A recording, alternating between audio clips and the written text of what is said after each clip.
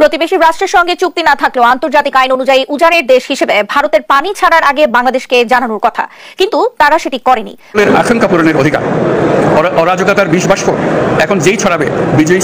একেই বলে ঠেলার নাম বাবাজি। তবে পত্রিকার যে হেডলাইনটা, আসসালামু আলাইকুম দর্শক শ্রোতা, দুঃখের কথা কি বলবো, ফেনীর অবস্থা খুবই ভয়াবহ এবং পানিতে ভেসে আসছে লাশ আর লাশ। দর্শক শ্রোতা, সেখানে এখন বর্তমান কি অবস্থা রয়েছে সেগুলো আমরা জানবো এবং আরও কি হতে পারে এবং কোন কোন জেলার অবস্থা কি সেগুলো আমরা জানবো, যার করে সম্পূর্ণ ভিডিওটা না টেনে দেখতে চেষ্টা করবেন। তো কথা না বেরিয়ে চলুন আমরা ভিডিও মূল আলোচনা চলে যাই। ভিডিও মূল আলোচনা চলে যাওয়ার আগে আপনার কাছে আমার ছোটো করে একটি অনুরোধ, আপনি প্রত্যেক মুহূর্তের আপডেট পেতে চাইলে অবশ্যই চ্যানেলটি সাবস্ক্রাইব করে দেবেন এবং পাশে থাকা বেল আইকনটি ক্লিক করে দেবেন, তাহলে প্রত্যেক মুহূর্তের আপডেটটি সবার আগে পৌঁছবে আপনার কাছে। তো কথা না বেরিয়ে চলুন আমরা আসলে ঘটনাটি বিস্তারিত দেখে আসি।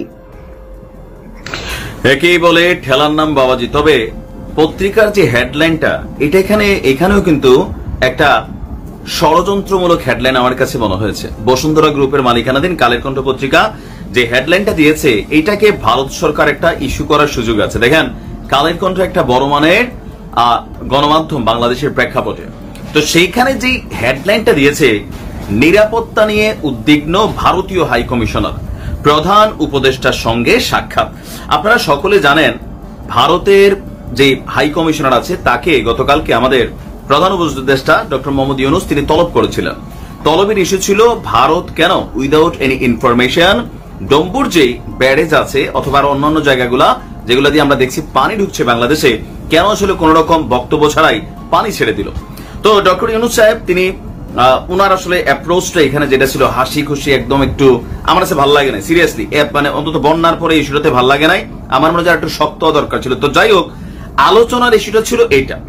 এর মাঝখানে ভারতীয় হাই কমিশন ঘেরাও করা হয়েছে। আপনারা জানেন যে প্রতিবাদী মানুষ, কারণ সারা বাংলাদেশে যা হচ্ছে এটা কোনোভাবে মেনে নেওয়ার মতন না।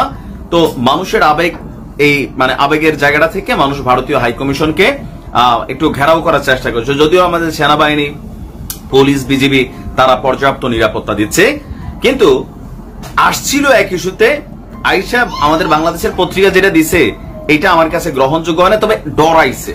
এই প্রথমবার ভারতীয় হাই কমিশন ভয় পাচ্ছে, কারণ বদলে গেছে বাংলাদেশ, ভারতের তাবেদারি ছেড়ে দিয়েছে।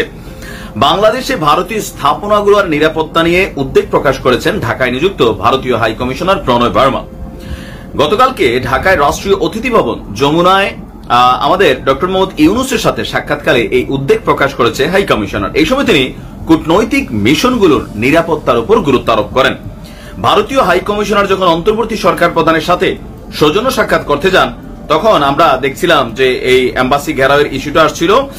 আর এর ফলে ভারতীয় হাই কমিশনার তারা মনে করছে তাদের যে প্রতিষ্ঠানগুলো আছে সেগুলোতে হয়তো বিক্ষুব্ধ মানুষ হাত দিতে পারে।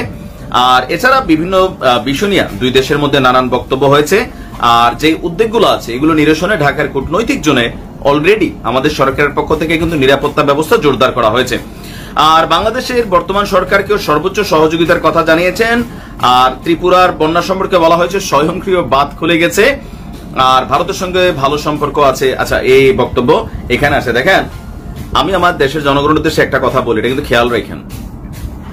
মুখে মুখে আমরা যত কথাই বলি, ভারতের বিরুদ্ধে শক্তিশালী কোন অবস্থান নেওয়া আমরা কিন্তু খুব বেশি দূর টিকতে পারবো না, উল্টা ঝামেলায় পড়তে হবে।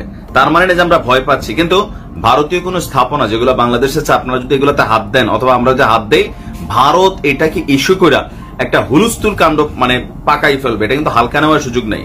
আমরা রাস্তায় প্রতিবাদ করব, মানববন্ধন করব, প্লে কার্ড দেখাবো, সোশ্যাল মিডিয়াতে অ্যাক্টিভিটিজ চালাবো, গণমাধ্যমগুলো আমাদের পক্ষে কথা বলবে, কূটনৈতিকভাবে আমরা মোকাবেলা করব। কিন্তু ভারতীয় সরকারের যে এম্বাসি আছে বা আরো যদি বিভিন্ন প্রতিষ্ঠান থাকে যেগুলো বাংলাদেশে কার্যক্রম চালাচ্ছে, সেগুলোতে কিন্তু টাচ করা যাবে না।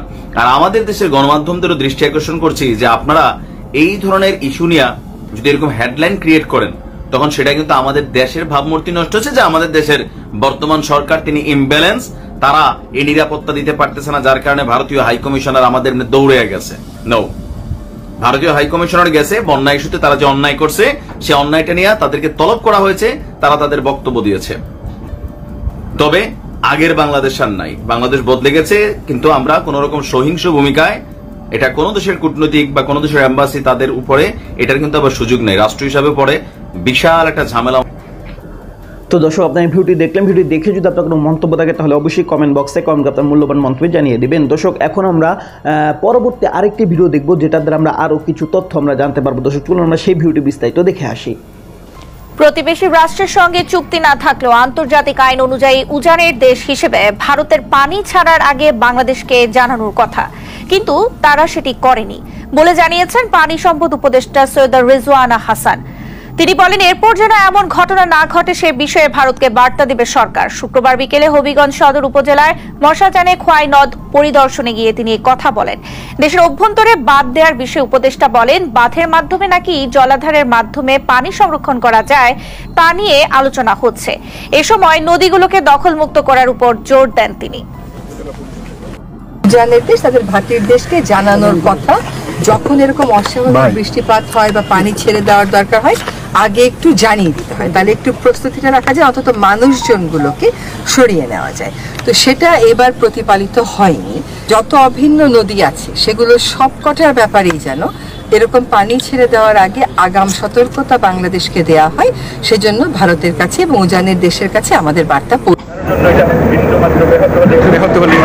আমাদের আজকের উৎসব ম্লান হয়ে যাবে। প্রচণ্ড নিষ্ঠুর পতিত স্বৈরাচারী সরকার এসব প্রতিষ্ঠানকে দিয়ে ক্ষমতা কুক্ষিগত করে রেখেছিল। আমরা তার এই প্রচেষ্টা ব্যর্থ করে প্রতিষ্ঠানগুলোর হারানো গৌরব ফিরিয়ে আনব। এই ঘৃণ্য চেষ্টায় ব্যবহৃত হয়ে যারা অপরাধ সংগঠিত করেছে তাদেরকে আইনানুগ বিচারের মাধ্যমে শীঘ্রই উপযুক্ত শাস্তি দেওয়া হবে। একই কথা দেশের সকল মন্ত্রণালয়, সংস্থা, শিক্ষা প্রতিষ্ঠান, নানা কর্মক্ষেত্রের জন্য প্রযোজ্য। সর্বত্র অপরাধীর বিচার হবে। আজ প্রত্যেকটি প্রতিষ্ঠান ও তার সদস্যরা নিজ নিজ কর্তব্য পালন করার মাধ্যমে দ্বিতীয় স্বাধীনতাকে উপভোগ করবেন, দেশকে গৌরবের শীর্ষে নিয়ে যাবেন এবং দেশবাসীকে এবং জগৎবাসীকে উপভোগ করার সুযোগ করে দেবেন। আমি জাতির পক্ষ থেকে প্রত্যেকে নির্ভয়ে আনন্দ চিত্তে নিজ নিজ কর্মস্থলে নিজ নিজ সামর্থ্য নিয়ে এগিয়ে আসতে অনুরোধ করছি। দেশের সকল মানুষকে আজ স্বাধীন, নির্ভয়, নিরুদ্বেগ থাকার জন্য নিশ্চয়তা দেওয়ার জন্য আমাদের ছাত্র শহীদরা প্রাণ দিয়েছেন।